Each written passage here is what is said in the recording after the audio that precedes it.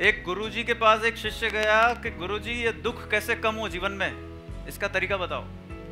गुरुजी ने एक पत्थर उठा के उसके हाथ में दे दिया कि लेके साथ में मेरे चल। लेके चला, थोड़ी देर तक चलता रहा। जब उसके हाथ काफी दर्द होने लगे तो गुरुजी से पूछा उसने कि मैं क्या करूं, मेरे हाथ दर्द हो रहे हैं। तो गुरुजी ने कहा रख दे नीचे। उसने जैसे ही पत्थर नीचे रखा वो रिलैक्स फील किया। गुरुजी ने कहा यही दुख और सुख है। दुख क्या है? ये जो पत्थर है ये आपके जीवन में समस्या है, दुख है। पत्थर क्या है? दुख है। क्या है?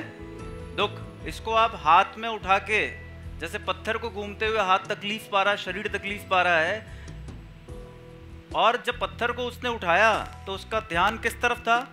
गुरुजी की तरफ था। पत्थर को उठाने के पहले उसका ध्यान किस तरफ था? गुरुजी की तरफ था।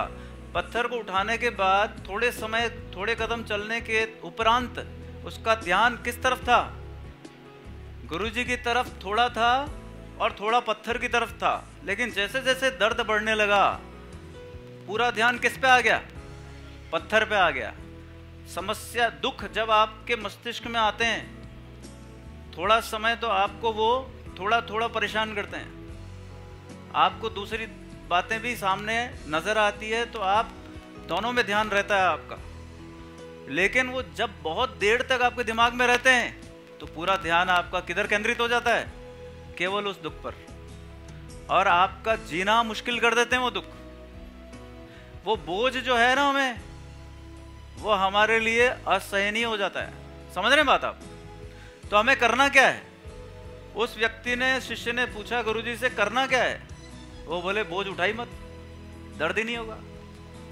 पत्थर का वजन उठाओ मत, तकलीफ ही नहीं होगी। अगर उठा भी लिया है तो जल्दी रख दो, लेके क्यों चल रहे हो साथ में? ये सब हम लगातार जिंदगी करते हैं कि हम इस दिमाग में लेके चलते हैं वजन को।